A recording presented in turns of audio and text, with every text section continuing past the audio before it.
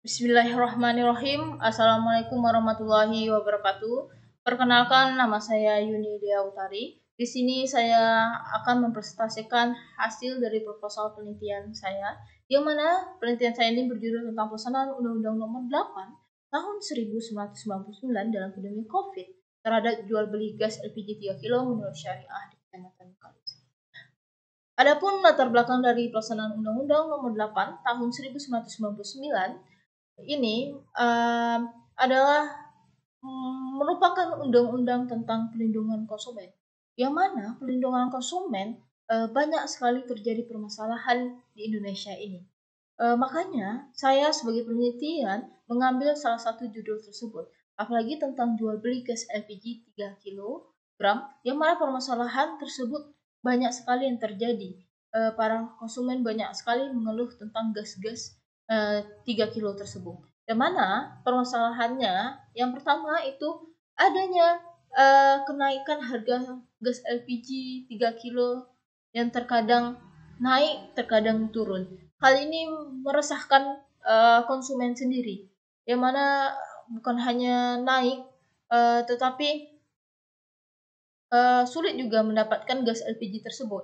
Makanya konsumen merasa agak kesusahan untuk kenaikan harga LPG tersebut. Yang kedua, permasalahannya adalah jumlah dari berat gas LPG 3 kilo itu terkadang kurang. Yang seharusnya 3 kilogram itu hanya 2,5 kilogram dan 2,8 kilogram. Itu permasalahan ketiga, itu menyangkut tentang perekonomian masyarakat.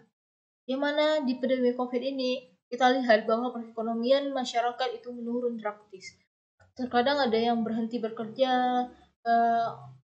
karena hal tersebut. Gas LPG itu pembeliannya menurun karena kebutuhan masyarakat itu tidak bisa untuk diambil. Kemudian permasalahan ketiga ada kelangkaan di gas LPG sendiri di pandemi COVID ini. Kenapa ada kelangkaan? Ini dikarenakan syarat-syarat untuk memasukkan gas LPG 3 kilo itu luar biasa. Apalagi di pandemi COVID ini, karena harus ada surat sehat, surat tidak terkena corona, seperti itu. Maka banyaknya kelangkaan di gas LPG tersebut. Kemudian ada permasalahan lain, yang mana seharusnya pemerintah itu membuat kartu agar tidak menyusahi masyarakat atau konsumen sendiri. Karena dalam pembelian di gas LPG itu masyarakat harus membawa KTP, KK, dan lain-lainnya. Ini sangat berpengaruh terhadap konsumen itu sendiri. Maka dari situ saya mengambil beberapa rumusan. Yang pertama, bagaimanakah pelaksanaan Undang-Undang Nomor 8 Tahun 1999 dalam pandemi COVID terhadap jual beli gas LPG 3 kilo di Kecamatan Bekalis. Yang kedua, apa yang menjadi kendala dalam pelaksanaan Undang-Undang Nomor 8 Tahun 1999 dalam pandemi COVID terhadap jual beli gas LPG menurut syariah di Kecamatan Bengkalis. Lanjut, itu tentang kajian terdahulu. Saya peneliti menjumpai dua kajian terdahulu. Yang pertama yaitu tentang perlindungan konsumen tentang taksi puskupol. Yang kedua tentang perjanjian jual beli media internet, yang mana ditinjau dari perlindungan Undang-Undang 1999 tentang perlindungan konsumen. Ini banyak sekali terjadinya permasalahan, salah satunya mungkin jual beli yang berada di internet, yaitu terjadinya penipuan-penipuan. Kemudian di dalam penelitian ini saya mengambil beberapa teori yang relevan atau konsep, yang mana teori salah satunya adalah teori permintaan dan penawaran, yang mana teori permintaan ini menerangkan biasanya sifatnya terhadap suatu barang. Kalau penawaran itu menerangkan sifat pada penjual dalam menawarkan sesuatu barang yang dijualnya. Teori permintaan pada hakikatnya itu merupakan suatu hipotesis yang menyatakan makin rendah suatu barang, maka semakin banyak permintaan terhadap barang tersebut. Sebaliknya, makin tinggi harga suatu barang, maka sedikit permintaan terhadap barang tersebut. Sedangkan hukum penawaran pada dasarnya mengatakan bahwa makin tinggi harga suatu barang, semakin banyak jumlah barang tersebut yang ditawarkan oleh para penjual. Sebaliknya, makin rendah harga suatu barang, maka semakin sedikit jumlah barang tersebut yang ditawarkan. Kemudian ada metodologi penelitian. Yang pertama ada jenis dan sifat penelitian, yang mana saya menggunakan penelitian observasi riset dengan cara survei. Sedangkan jika dilihat dari sifatnya, itu bersifat deskriptif. Kemudian lokasi penelitian saya ambil di Kecamatan Bengkalis, karena banyak sekali pangkalan-pangkalan yang berada di Kecamatan Bengkalis.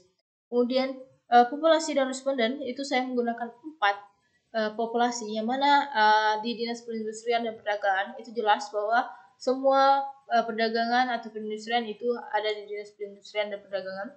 Yang kedua ada pangkalan dan penjualan gas LPG sendiri. Kemudian ada pelaku konsumen LPG 3 kilo. Kemudian baru kantor Polres Bengkalis. Kenapa kantor Polres Bengkalis itu ikut? Karena dia izinnya, kemudian jika ada kendala, kemudian ada kekurangan, itu yang mengurus di kantor Polres Bengkalis. Kemudian yang keempat itu saya ambil data dan sumber data. Penelitian saya menggunakan 2 data dan sumber data. Yang pertama ada data primer dan data sekunder, yang mana data primer diperoleh dari empiris, yaitu penelitian dilakukan langsung dalam masyarakat, sedangkan data sekunder itu diperoleh dari hasil penelitian perpustakaan. Kemudian ada alat pengumpulan data, ada analisa data sendiri. Kemudian baru yang terakhir ada metode penarikan kesimpulan. Metode penarikan kesimpulan ini menggunakan logika deduktif, yang mana penelitian hukum normatif yang mengkaji sistem norma sebagai objek kajiannya dapat menggunakan logika deduktif dengan alat silogisme untuk membangun perspektif kebenaran hukumnya sendiri. Kemudian ini ada rencana pembahasan nanti di bab 1 di pendahuluan. Itu menguraikan tentang latar belakang masalah, kemudian ada rumusan masalah sendiri, kemudian ada tujuan dan kegunaan penelitian dan kajian penelitian terdahulu. Kemudian di bab 2 itu ada tinjauan teoritis yang mengkaji membahas tentang konsep undang-undang konsumen dan gas LPG menurut syariah. Kemudian di bab 3 ada metode penelitian. Dalam bab ini membahas tentang jenis dan lokasi penelitian, sumber data, metode pengolahan data, dan teknik pengolahan analisa data. Kemudian di bab 4 itu nanti ada tentang isinya, yang mana tentang pelaksanaan undang-undangnya di epidemi COVID ini bagaimana, kemudian bagaimana penjualan gasnya dan bagaimana kendalanya, kemudian menjelaskan tentang gambaran umum lokasi penelitian, analisa undang-undang konsumen tentang gas LPG gas 3 kilo yang berada di Kecamatan Bengkalis, yang dilakukan menurut syariah jual belinya, kemudian bagaimanakah kondisi epidemi COVID tersebut. Kemudian di bab 5 ada penutup, yaitu kesimpulan dan saran, baru yang terakhir ada kepustakaan. Mungkin cukup sekian itu hasil dari presentasi proposal penelitian saya. Saya akhiri, wabillahi taufik wa hidayah. Assalamualaikum warahmatullahi wabarakatuh.